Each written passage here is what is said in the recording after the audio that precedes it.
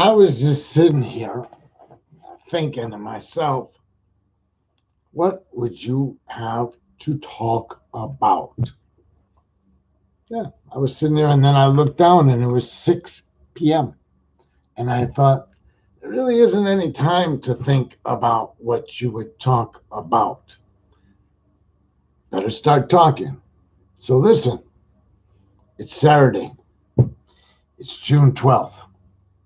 It's 2021. So we can deduce a certain amount of additional information, a limited amount of facts. Okay? Hi, Kathy. Here's what we can deduce. This is Law and Disorder. I am your host, Ken Goldberg. And you already, if you're here, if you're tuned in, then you know something else. I put together a little music list. And while I was putting the music list together, I kept running across more and more music. So let me explain. Yesterday, when I was preparing yesterday's music list, I came across music I liked, but I can't take the whole. You have to assume a certain amount of short attention span on the part of any audience, no matter who you are. You should make certain assumptions. And I did. So what I did today is I was kind of vibing on the classical music yesterday. So today I thought to myself, you know what? Instead of picking out composers that you favor, why don't you highlight some classical instruments that you have enjoyed over the years? So towards that end, initially, here's what happened. I already had the Brandenburg Concerto #1 on my screen from yesterday. You may recall it was listed if you were here yesterday. So it was too easy to do Concerto #2. All right. So I threw that in. All right. Then I thought to myself, one of my really favorite classical instruments, when done right, is the trumpet. It's just, it does it, man. You should curl your toes when it's done right. So I looked and I found a trumpet concerto by Hummel, which I like, by this young trumpeter. I think you'll enjoy it. Give it a shot. And then I sought out harpsichord music. Harpsichord music is a beautiful thing, but never, to me, more beautiful than it was played Baroque. I love Baroque music, typically. And so I put that in. And then I had the organ. The organ as done. I wanted an organ piece where you could observe the organ player. That took some time. So that's XAVER VARNUS. And then I just had a free-for-all. And in the free-for-all, you have no idea how many songs I sat here listening to. But you know for now that I certainly put in Eric Burdon and the Animals when I was young for no apparent reason. Doesn't fit in with thematically what I was working towards when I created the list. I came across Classical Gas. How does that fit in? I don't know. Guitar. It says classical in the title. And that was oldie but goodies. They're all oldie but goodies, aren't they? I mean, Bach, Hummel, Baroque, pretty old stuff. So there you go. There you go. I listened to so much other stuff in my pursuit. I would encourage I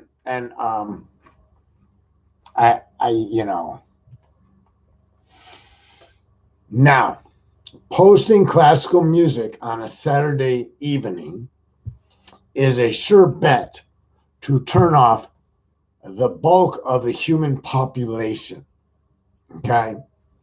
So since I started podcasting, for instance, I reached as many as 4 different viewers. There could have been 2 people. And in short order, down to 2. So looking over at YouTube, I don't see any viewers, but I preserve YouTube.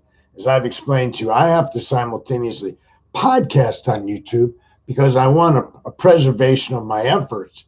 And Facebook is too tenuous. They can just lock you out, will lock you out. I've not heard anybody complain about YouTube locking them out. So I simulcast on YouTube in case I ever want to reference kind of what I did, minus the comments. All right, moving right along. There was some thought. That is Amo Ergo Sum, which I ran across Amo Ergo Sum when I was looking at this Benjamin Britten quote. These two are not two. Love has made them one. Amo Ergo Sum, and by its mystery, each is no less but more. And Amo Ergo Sum actually means I love, therefore I am. Most of you probably didn't know that. Now, it's really just kind of me and Kathy at the moment communicating. And that's fine, because other people, perhaps historically, will tune in like 10 years from now, and they'll go, what's this cat doing? You know, and they'll find this particular episode, and they'll say, Amo Ergo Sum, whatever is this cat smoking? And then they will do some looking into it, and they will identify the translation of Amo Ergo Sum, and they will appreciate what Benjamin Britten had to say, where he incorporated Amo Ergo Sum into his quotation. Hi, Rose. So, why is that relevant to the classical music? Because it's not. It wasn't intended to be connected to the music choices today. No.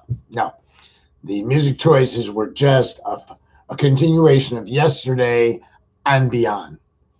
No.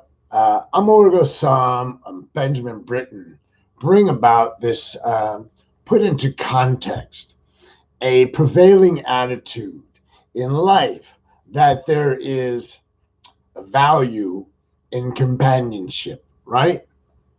And we have masters of philosophy, masters of theology, masters of psychology, and on, who have opinions about the nature of companionship, especially when it's romantic companionship. And they all pontificate, and some of it is just swell. I mean, it really makes good reading or good listening. But at the end of the day, the notion of 2 versus 1 is really, it's so, in a sense, individualistic, yet at the same time, for those of you who have dove deep, and I don't mean you just sat around and you thought about love, but if you dove deep into your psyche, and I don't know that you have, I don't know that you could, and I don't know that you would know if you hadn't. I don't know that if you haven't dove into your psyche fairly deep, I don't know how you would know you had or had not. I know that I've gone to depths that I had never gone before. You know, when you see a diver, videos of divers, there's different levels of diving, right? They're the people that snorkel, and they put on a mask and they put on a snorkel, and the snorkel has to be above water most of the time for them to get air. And then they will, a snorkeler can take in a tank of air, a lung of air, and dive down for a short period of time. And then they can exhale through that, but they have to come up before they inhale again, or they would be inhaling water. Then you have scuba divers, right? Scuba diver goes in, they've literally got tanks on their back, they've got a oxygen, whatever they call these things, don't know. Actually, I know the word for that, but I don't know. So there's the scuba diver. And then there's deep sea diving. And those people have to wear a pressurized helmet and a pressurized suit so they don't get crushed. So there are these various levels of diving, whether it's the psyche or the ocean. You're hearing me, okay? So I I haven't had much to do in the last several years. Hi, Chris. I haven't had a lot to do in the last few years, and I reside in for lack of a better word, I reside in a fairly spiritual community a good part of the time. And by that I mean primarily Buddhist, but also 12-step. And I talk about this all the time. The two are very, they dovetail nicely. So I have lived in a community where women are only their peripheral. The monastic community is not a community of coupling, right? It's almost in contrast to the lay community. And then, okay, so that's simple. They don't have romantic attachments. If they do, they don't express it. Otherwise, it's time to disrobe. If you are a Buddhist monk in the Thai Theravada tradition, and you develop a romantic affection for somebody, and you're having some difficulty managing that, the prudent course of action is to simply disrobe. By disrobe, I don't mean take off your clothes. I mean you disrobe. You renounce yourself, so to speak, as a monk, and you go back to the lay life, because you must adhere to the vows of the monastic order. Elseways, you need to move on with your life. And Buddhist monks do not take a vow for life. They simply take the vows until they can no longer adhere to them or no longer wish to adhere to them, right? No, women, that ain't right, says Mark. And yet, that's the way it is. When I served as a monk in Tucson, I had a wife and two daughters. And I was not allowed during the 4+ months that I lived there to touch any one of the three. I needed, in fact, to be accepted into the monastery. I had to have the permission of the family because I had obligations there. So single men are welcome, but they cannot be escaping debt, disease, things like that. There's actually a list of things you actually have to testify to in Pali, the language of the Buddha, that these are not the reasons you are taking robes. And once you take robes, you can take them temporarily in Thailand, but you have to adhere to the vows. And if you were married, then you don't touch your wife. If you have daughters, you don't touch your daughters. And in my temple where I lived, we didn't touch men. We didn't touch anybody. The monks were asked by the abbot there to forego physical contact with other human beings, except as may be necessary for an emergency or something of that. He felt that it would, in some measure, and I may be misspeaking for him, that if you couldn't touch women, you shouldn't touch men. In other words, let's not make it a sexist thing. Let's make it what it's about. So initially, it's believed that the Buddha admonished the monks. They were not to have romantic entanglements because it distracted from this pursuit of purification. So your proximity to women at that time, especially younger men, would arouse lust, and lust would be a distraction. So all types of distractions, not just women, okay, not just sex, I should say. Hair, You cut your hair. It's a distraction when you're playing with your hair, or you're playing with your jewelry, or you're playing with which shirt goes with which pair of pants. Monks don't do that. They have the robes, they have no hair, they wear no jewelry, etc. Well, the monk that I lived with, the abbot, said, in modern times, there's no reason for us to believe that lust will not arouse by the touch of a man. In other words, you may be a monk, but one shouldn't assume that avoiding women would avoid lust. You may find the arising of lust if you were to touch a man, shake his hand, or whatever. So he's not the only monk that believes that. There's many that prohibit or admonish other monks not to have physical contact with other persons, except as necessary, right?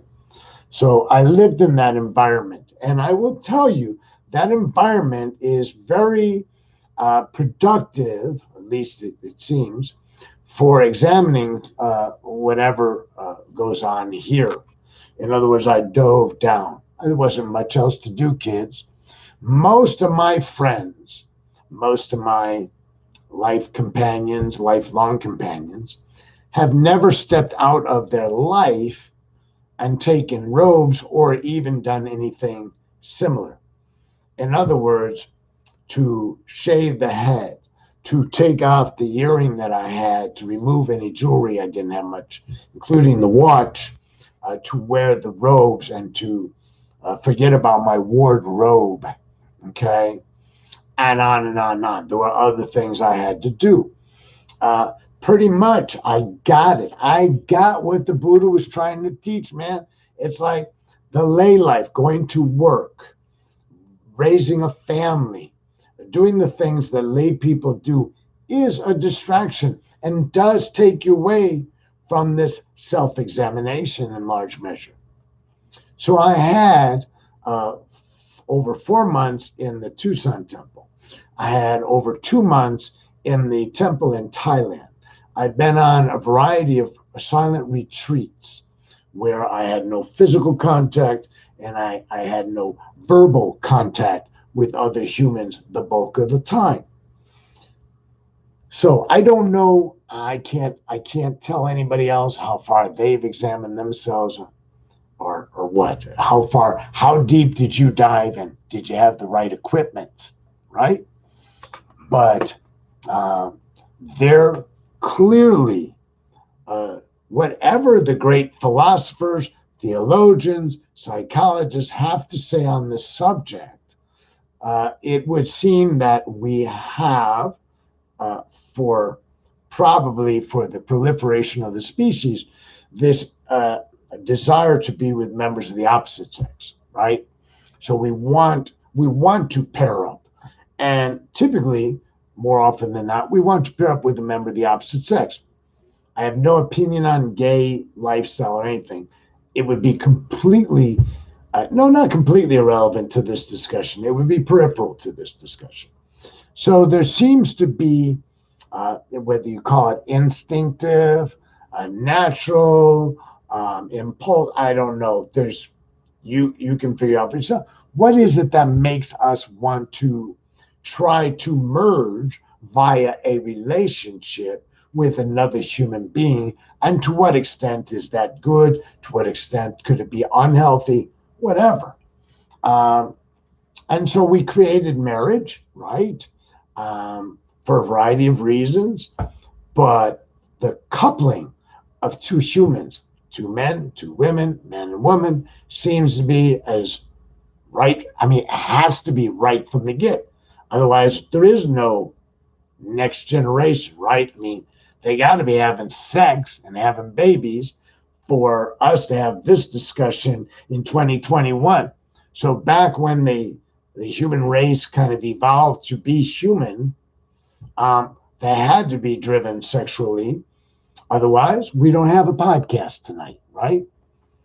So I have spent a great deal of time examining the healthy choices that are attendant with, or unhealthy choices attendant with, trying to be in a relationship and trying to navigate it in a as healthy as possible. And that only means for me, right? I am a practitioner of this of a lineage of Buddhism, which is called Theravada. And in the course of that, I have done my best to examine relationships, both romantic and otherwise, with a kind of a detachment, and gone, what is the value? What is the detriment?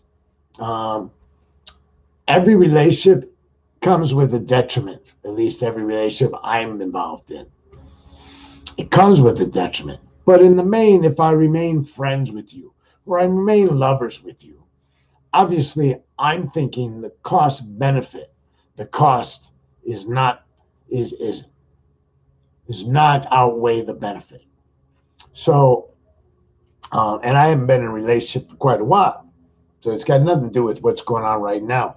It's just that reading that quote stimulated me to think about how much value do we place upon this to become one?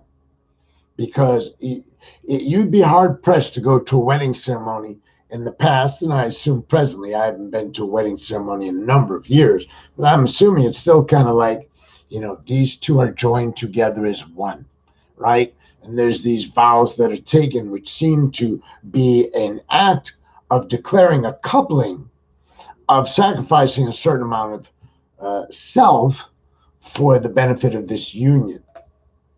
Makes sense. We know statistically it doesn't work. That is, there are more divorces than there are long-term marriages. How do I say it? More marriages end up in divorce. More relationships, non-marriage, will end up not working out. I mean, I'm guessing everybody here has been in at least one relationship that didn't work out. You probably have been, in fact, by defining it as working out, I'm kind of suggesting you've only had one relationship that did work out. Unless, I know Kathy's a widow, so that may have worked out and now it's not working out, but that's got nothing to do with the nature of the relationship. So, so what is, what is its value?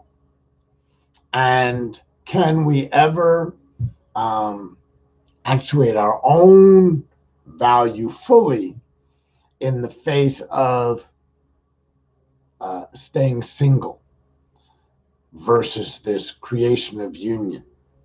And so in the process of creating this union and declaring its value and our commitment to it, our vow to it, the fact of the matter is, as I said, it frequently doesn't work out, but that doesn't stop. I mean, I've been married 3 times.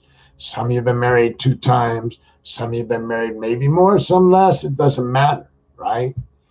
Fact is, as I said a moment ago, you probably had more unsuccessful relationships, romantic, than you've had successful.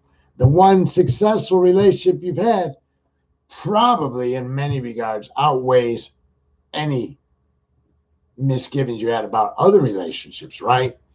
If Mark and Ann, Chris and Becky have come to a space where they're likely to thrive to the end of their times, what a gift, what an anomaly, how irregular, how not normal that is statistically. And so this, as we declare the value of romantic love and its all its benefits and what it does to the touch and the heart and the spirit, the soul, whatever, you know, it has also wreaked havoc in many a person's life. Havoc, pain. If you're in a relationship that when you look at it and you evaluate and you say, well, whatever difficulties we have encountered, this has been grand, then that's great. It's beautiful. You, all of you who may make that declaration, will at some point in your life face a termination of that relationship through, if nothing else, death, right? So at some point, if you're enmeshed with another human being, if two became one, what is the consequence of losing the one through divorce, through a change of affection, through death? Whatever it is, we as a society have declared it to be still valuable. Whatever that experience is, better to have loved and lost than never to have loved at all. Maybe. I mean, that's not empirical data. Doesn't necessarily support that. That's a very romantic line that somebody spouted, but I haven't seen any studies that suggest that it's better to have loved than lost, especially if the loss of that love caused a psychic disturbance that may have lingered for years.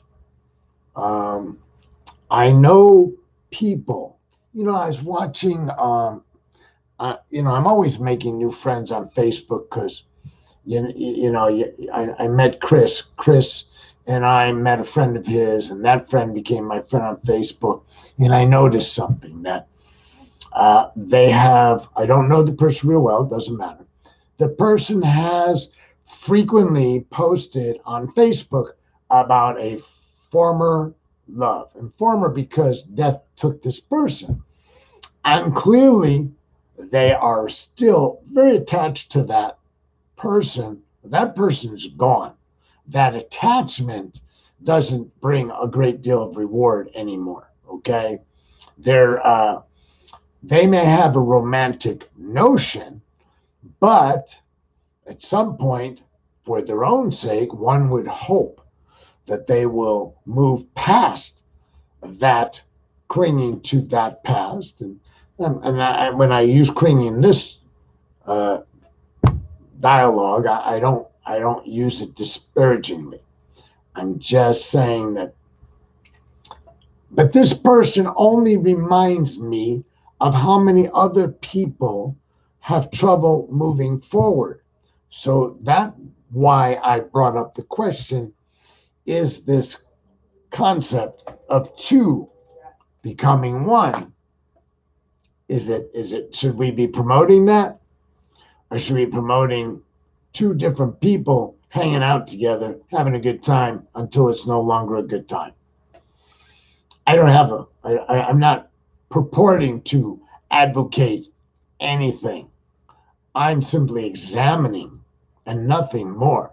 I'm only putting questions out tonight because these questions arose in my head. I told you all already kind of where I'm at. Yeah, I've been married 3 times. Obviously, I have some difficulties. I was not divorced. I divorced. In other words, I usually that's right. I'm the one that initiated divorce. Okay. And then I declared to you all several months ago or a few months back that I had a relationship that stung me deep, that left me finding it difficult to enjoy the notion of romantic relationships when none could measure up to the one, right? But in my case, I ain't posting nothing about it typically. I'm not sitting here dripping tears in my wine.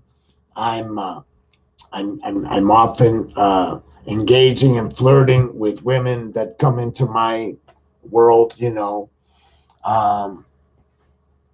I've somehow done something where I'm not in real time with you. Just FYI. I don't know, Kathy. I wonder what that is. You mean you have a delay? Maybe everybody's having a delay, and that's why nobody's commented. Gosh, I don't know. You divorced all three. Well, yeah, I divorced all three. As opposed to what? They died? Um, so, uh, so I'm not, I don't know as I look back on relationships that I am convinced that the investment, the emotional investment I made uh, into the whole Amo Ergo Sum has had the value that so many associate with it.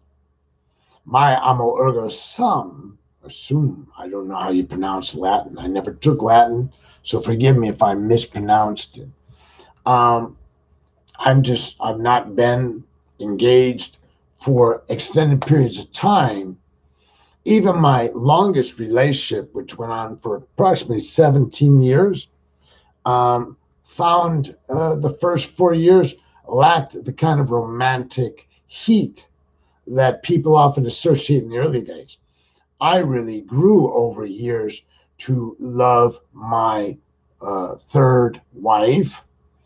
In the beginning, I really enjoyed her. I liked her a lot, but I really felt like I had these two little girls that they needed me. I was convinced not that they couldn't do okay without me, but that what I could offer those two little girls had a tremendous amount of value. And if I had to make some sacrifices in the romance category, that was fine. And I did that. And we became a nuclear family, even though we weren't married. And we weren't married for 13 years. And then we got married, and then we got unmarried.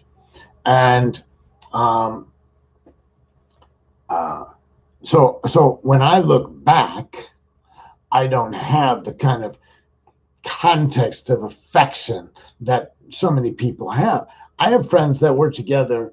My oldest and dearest friend was with his wife, I think, 47 years, and she passed suddenly. She fell, she hit her head, and she passed. And, you know, I always envied his stability in that relationship until she passed, and I saw the torment. And I have another friend who was married almost 50 years.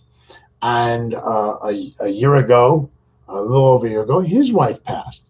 And I envied them because I saw them as a couple all the time. We did things together, the three of us, sometimes more of us, but the three of us were often together, having a bite to eat or doing something, going to a museum. When she died, I could see it was excruciating for him. And I no longer really envied him because I don't know how long he will suffer after such a long-term enduring relationship. So I think it's a wonderful notion, and I think it's grounded in a psychological, emotional, and perhaps even spiritual compulsion or need for us to try to be in a relationship with one other person. The physical would be the propagation of the species or simply having sex. But I believe that motivates us towards somebody of the opposite sex because gay people don't propagate. Um, so I think that's the bulk of human experience. There are people I know who are asexual. By asexual simply meaning they don't seem to show any inclination to have a romance with any other sexual person. It's just, They have friendships. They're just not interested in that type of romantic relationship. They're asexual. They don't have any more affection for women than they do for men. It's just they have lots of friends. There are people bisexual, but most of the bisexuals I've interviewed tend to prefer opposite members of the opposite sex emotionally, and physically they may have greater taste, desires, but at an emotional level they tend to seem like they want to be with a member of the opposite sex. Intimacy is the celebration of that union love. Yeah, well, I wouldn't agree with that at all. I don't. The intimacy happens, so it may not even happen with love. It may not happen in a union. See, in my experience, intimacy has a completely different flavor than that. And that's kind of goes to my point.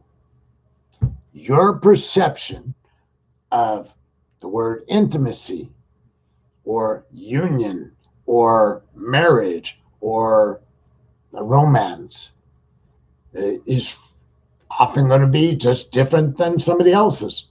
In other words, it ain't empirical. I haven't seen the scientific evidence of a large group of people being studied over a long period of time that tells us the nature of, I use Rose's word, intimacy. Now, I hadn't used that word, but I think it's a good one to incorporate into the conversation when you're talking about relationships, romantic relationships, right?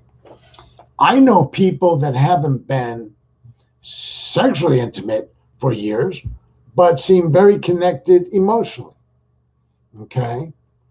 I know people that don't seem to nurture a emotional relationship, but have been in a sexual relationship with some people for a very sustaining period of time.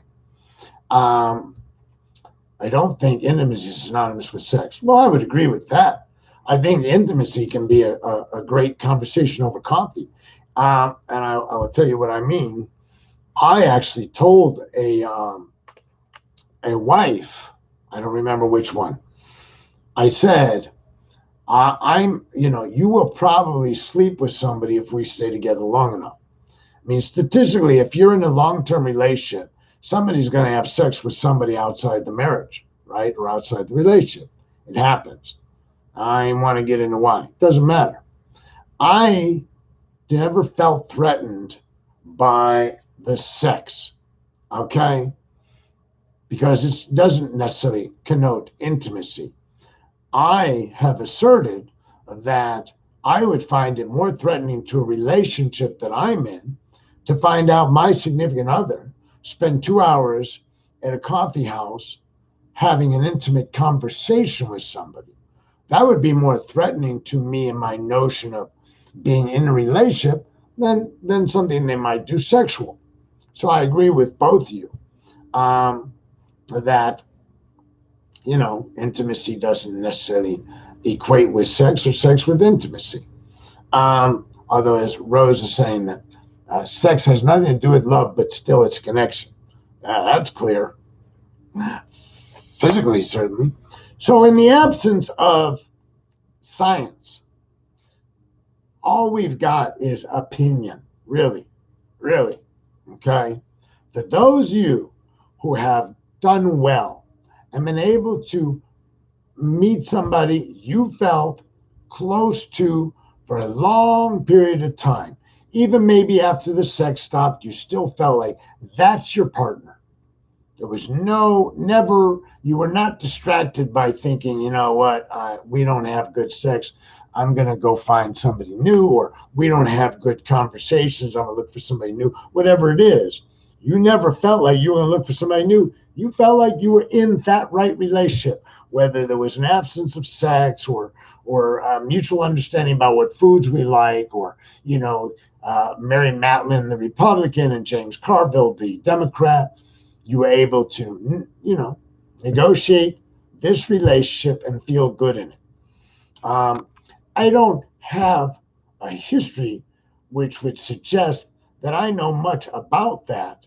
And yet, in the absence of the history, I'm telling you that I dove deep into my psyche as best I think as most humans can by isolating myself from society, by isolating myself at various times from verbal communication with the world, physical isolation from the world. And in those moments when I had the least amount of distractions that I've had in my life, because the rest of the time, quite frankly, I got television, I got friends, I got AA meetings, I got my bike ride, and I got lots of stuff to do. When you're living as a monk, man, let me be real clear. Most of the hours a day, you ain't got nothing much to do. You can study Buddhism, you can meditate, but you ain't going out on no dates. You can watch some TV, but you're not going to get absorbed deeply in television if you live in a monastery. So that's me. That's me. So I was intrigued by Benjamin Britten's quotation that I put at the top. So I didn't have an answer. Like I said, I didn't purport to come to you and tell you what I think, is the truth of love. I have no recognition or expectation of the truth of love. I think it's an interesting human experience. I think it arises from something deep and innate to most of us, that we will seek it, that we think it is fulfilling, that in some cases we are convinced it is fulfilling to the point that we feel unfulfilled in its absence. So not like, oh, I'm groovy, don't worry about me, versus, I'm groovy, but I really, really would much, much prefer I was in a relationship. There's this continuum. And on that continuum, anywhere from I don't give a shit about people, especially members of the opposite sex, to I cannot find myself unless I am with another person who helps me to find myself, who helps me to define myself. It's time to go. It's time to do metta. There wasn't a lot of feedback except Rose and Joan. Yeah. So I don't know what the rest of you were thinking. Feel free to leave a comment after metta, and we'll examine this. Certainly I will come back around to this type of topic again in the future, because this is the human existence. This is the human experience. There's no getting around it. So, Chris, you're here. I didn't see anything from Becky. I think perhaps Becky has abandoned us, huh? I hope that Kathy worked out whatever difficulties she was having with this podcast. I bring my hands before my heart. I bow my head. I close my eyes. Take a deep breath. I think to myself, may I be happy, healthy, and free from harm, free from anger, anxiety, and fear. May this practice of metta guide me to a life of greater peace and comfort. May my mother and father, my family members, my friends be happy, healthy, free from all harm. May they too find a path that brings them to a place of peace and comfort in their lives. To those persons I find difficult, whatever resentments or ill will I may harbor towards anybody, let me at least do this much. Send out goodwill. May those persons be happy, healthy, free from harm, enjoying their lives in peace and comfort. And to all living beings, I truly, truly generate goodwill and compassion. The little bitty moth I found in my sink last night that I couldn't figure out how to save that moth from toothbrushing or whatever I was going to do. I worried for this little bitty creature and for all the other little bitty creatures that enter and exit my life, and all the mammals and all the humans. May they be happy, healthy, and free from harm. May all living beings live out their lives in safety, comfort, and peace. Satu, Satu, Satu. Thank you, Anne. We're trying to make you think. The only way we can make you think is get you to listen. So I hope, I always hope I'm keeping it real. Thank you, Mark and Ann and Chris, Kathy, if she's still around, and Joan and Rose, and whoever else may be hiding in the bushes. Sometimes Rachel is, and sometimes it's other people. Anyways, now you have 48 hours to relax and not worry about what is Ken going to show up tonight or not. Namaste. Peace out. See you. Have a good weekend. Love you. Love you all.